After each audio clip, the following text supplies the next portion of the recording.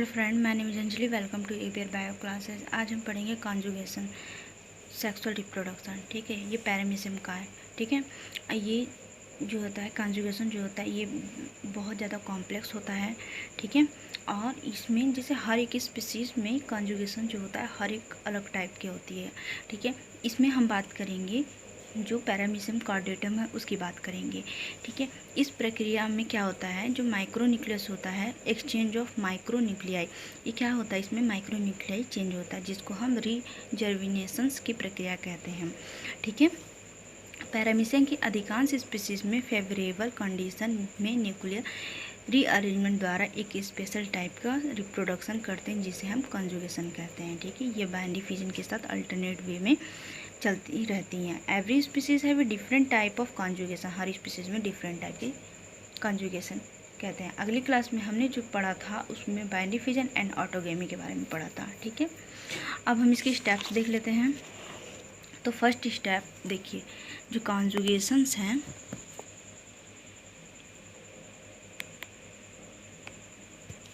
देखिए, ये इसमें जो कॉन्जुगेशन से टू पैरामीसिम फ्यूज एज कॉन्जुगेन। ठीक है, जो पेरेंट सेल्स होते हैं ये क्या करते हैं, कॉन्जुगेन की तरह काम करते हैं जिसे हम कॉन्जुगेट कहते हैं। ठीक है, और ये जो कैसे अटैच रहते हैं, जो ऑरल ग्रूव होता है लेटरल साइड में वहाँ पर ये अटैच रहते हैं। ठीक है, ऑरल ग्रूव जो होते हैं वो ख़त्म होते हैं तो माइक्रोन्यूक्लियस जो होता है वो क्या होता है, डीजनरेट होता है। ठीक है, अब माइक्रोन्यूक्लियस जो होता है वो क्या होता है, माइटोटिस डिवीजन के थ्रू ये जो क्या करेगा, माइटोटिस डिवीजन के थ्रू ये क्या करेगा, डिवाइड करेगा। तो इसके पास कितना बच जाएगा, 4 न्यूक्लियस आ जाता है। तो ठीक है, 4 न्यूक्लियस जब आ जाते हैं तो स्टेप 4 में क्या होता है, जो 3 न्यूक्लियस जो होते हैं वो क्या कहते हैं, डिसअपियर हो जाते हैं और जो उसमें से एक बचता है, एक न्यूक्लियस माइक्रो एक्टिव फॉर्म में रहता है। ठीक है, एक न्यूक्लियस एक्टिव फॉर्म में होता है। यहाँ पर अब क्या होगा, 5 स्टेप में क्या होगा, यहाँ पर जो दो कॉन्जुगेंट के पेरेंट न्यूक्लियस हैं, जो दो कॉन्जुगेंट के जो पेरेंट न्यूक्लियस होते हैं उसमें माइटोटिस के द्वारा डिवाइड होगा। अब यहाँ पर जब डिवाइड होगा तो अनसिमिलर, ठीक है, अनसिमिलर अनइक्वली या अनसिमिलर न्यूक्लियस प्रोड्यूस करती हैं। ठीक है, एक स्मॉल और एक लार्जर। तो स्मॉल जो होता है उसे माइग्रेट मेल प्रोन्यूक्लियस कहेंगे और जो लार्जर होगा उसे स्टैंडी फीमेल प्रोन्यूक्लियस कहेंगे। ठीक है, अब इसका क्या होगा, 6 स्टेप में क्या होगा, ये माइग्रेट की तरह काम करते हैं। ठीक है, और ये स्टे रहते हैं। अब इसमें क्या होगा, 6 स्टेप में क्या होगा, ये जो स्मॉलर पैरामीसियम है वो एक्सचेंज हो चुके हैं। किसमें, देखिए, जो माइग्रेट है वो माइग्रेट है वो स्टैंडी में जा चुका है, स्टैंडी फीमेल में जा चुका, और स्टैंडी फीमेल है वो माइग्रेट मेल प्रोन्यूक्लियस में आ चुका है। ठीक है, अब ये यहाँ पर आ चुका है। यहाँ पे 2 pronucleus nuclei in each unit as zygote. अब यहाँ पे जाइगोट का फॉर्मेशन होता है। ठीक है, जाइगोट के फॉर्मेशन के बाद 8वें स्टेप में क्या होगा कि जो जाइगोट है वो न्यूक्लियस प्रोड्यूस करता है। ठीक है, न्यूक्लियस प्रोड्यूस होने के बाद दोनों कॉन्जुगेंट 18 से 12 घंटे के बाद ये सेपरेट हो जाता है और कॉन्जुगेंट सेल्स को एक्स कॉन्जुगेंट कहते हैं। ठीक है, जो सेपरेट सेल्स होती हैं उसको क्या कहेंगे, एक्स कॉन्जुगेंट कहेंगे। अब उसके 9वें स्टेप में क्या होगा, अब दोनों एक्स कॉन्जुगेंट माइटोटिस के द्वारा डिवाइड करेंगे और 8 न्यूक्लियस का फॉर्मेशन करेंगे जिसमें से 4 माइक्रो और 4 मैक्रो और 4 माइक्रो न्यूक्लियस होंगे। ठीक है, अब 12th स्टेप में क्या होगा, इसमें से जो 4 होंगे वो डिसअपेयर, 4 में से जो 3 होगा वो डिसअपेयर हो जाएगा और एक जो होगा वो माइक्रो न्यूक्लियस बचेगा हमारे पास, वो क्या करेगा, डिवाइड करेगा। ठीक है, उसमें क्या होगा, वो डिवाइड करके एक और माइक्रो न्यूक्लियस बना लेगा। ठीक है, अब हमें क्या मिलेगा, 4 माइक्रो और 2 माइक्रो न्यूक्लियस मिल जाएगा। ठीक है, अब बाइनरी फिजन के द्वारा इसमें से अब 13 में देखिए, जो बाइनरी फिजन जो है इसमें बाइनरी फिजन के द्वारा जो सेल्स है हर एक डॉटर सेल में 2 माइक्रो और 1 माइक्रो न्यूक्लियस चले जाएंगे। ठीक है, अब 14 स्टेप में क्या होगा, 14 स्टेप में यहाँ पर है micro nucleus and paramecium divided the 2 times to yield 4 paramecium form conjugate। इसमें क्या होगा, जो 2 माइक्रोन्यूक्लियस और 1 माइक्रोन्यूक्लियस हमारे पास बचे थे, अब उसमें से प्रत्येक सेल्स का जो माइक्रोन्यूक्लियस जो होगा वो दोबारा से डिवाइड होना स्टार्ट होगा। ठीक है, उसमें से दोबारा डिवाइड होगा तो हमें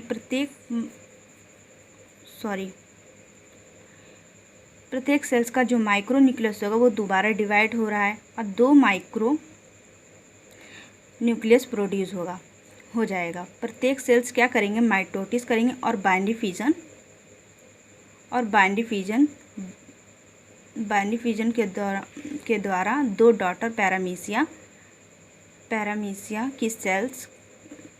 की सेल्स को प्रोड्यूस कर लेंगे। ठीक है, और जो माइक्रोन्यूक्लियस जो होगा वो क्या करेगा, एक जैसे जो माइक्रोन्यूक्लियस होगा वो एक में चला जाएगा। ठीक है, लेकिन जो माइक्रोन्यूक्लियस वे डिवाइड हो जाएंगे तो दो बन जाएंगे। अब हमारे पास 2 माइक्रो और 2 माइक्रोन्यूक्लियस है, 2 माइक्रो और 2 माइक्रोन्यूक्लियस है। फिर से यहाँ पे बाइंड डिफिजन होगा, क्या होगा, फिर से यहाँ पे बाइंड डिफिजन होगा तो हमारे पास क्या मिलेगा, 1 माइक्रो और 1 मैक्रो मिल जाएगा, प्रत्येक में पहुँच जाएगा। इस तरह से डॉटर सेल्स बन जाएंगे। इस तरह से हमारे पास जो मतलब कंजुगेंट के बीच में जैसे कि 2 पैरेंट सेल्स होती हैं उसके बीच में जो कंजुगेशन होता है उसमें हमें 4 सेल्स का फॉर्मेशन हो जाएगा। ठीक है, 4 डॉटर सेल्स का फॉर्मेशन हो जाता है। ठीक है, इसी सारे प्रोसेस को क्या कहेंगे, कॉन्जुगेशंस कहेंगे। ठीक है, अब फैक्टर अफेक्टिंग कॉन्जुगेशंस, इसमें क्या होगा, जो नॉर्मल टेम्परेचर होगा फर्स्ट में, और दूसरा क्या होगा, फूड रिक्वायरमेंट होने के कारण होता है, और 2 externally same but internally different paramecium. मतलब कि देखिए, नॉर्मल टेम्परेचर मतलब कि ना ज़्यादा सर्दी हो ना ज़्यादा गर्मी हो, फूड रिक्वायरमेंट जैसे कि फूड कम हो या ज़्यादा हो, लेकिन तब भी ये कॉन्जुगेशन करेंगे पैरामीशियम। ठीक है, और ये क्या होता है, 2 externally same but internally different. जो होते हैं एक्सटर्नली सेम होता है बट इंटरनली अंदर से वो डिफरेंट होते हैं। सिग्निफिकेंस की बात करें तो क्या होता है, देखिए जो पैरामीशियम होता है वो क्या कर रहा है, बाइंड डिफिजन कर रहा है, ऑटोगैमी कर रहा है, लेकिन इसको कॉन्जुगेशन करने की क्या ज़रूरत पड़ी, मतलब कि क्यों ये कर रहा है कॉन्जुगेशन, तो कॉन्जुगेशन क्यों करता है, ये बाइंड डिफिजन के दौरान जो सेल्स होती है वो वीक हो जाती है। कॉन्जुगेशन के द्वारा जो सेल्स के कंपोनेंट होते हैं वो दोबारा से प्रोड्यूस होते हैं और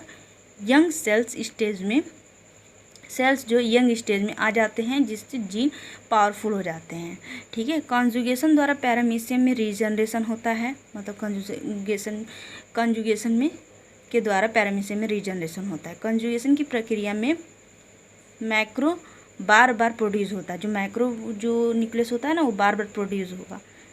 ठीक है, जिसके कारण पैरामीशियम सेल में की मेटाबॉलिक एक्टिविटीज तेज़ी से होने लगती है। ठीक है, जो मेटाबॉलिक जो भी प्रोसेस होती है वो मैक्रोन्यूक्लियस देखता है, मैक्रोन्यूक्लियस। अब माइक्रोन्यूक्लियस का क्या होता है, ये तो डिवीज़न करता रहता है। ठीक है, बार बार वो डिवीज़न करेगा। अब कॉन्जुगेशन के कारण 2 सेल्स के बीच जेनेटिक मटेरियल एक्सचेंज होता है, जिसके कारण इनके बीच जेनेटिक वाइब्रेशन डेवलप होता है। ठीक है, सेल्स में न्यू कैरेक्टर के डेवलप होने की पॉसिबिलिटी बढ़ जाती है। ठीक है, ये था आज conjugation of paramecium.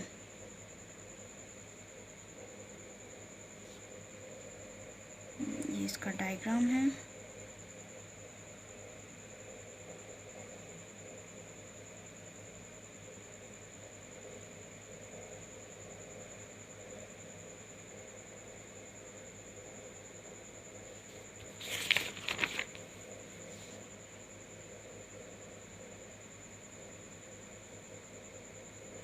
Thank you so much for watching this video.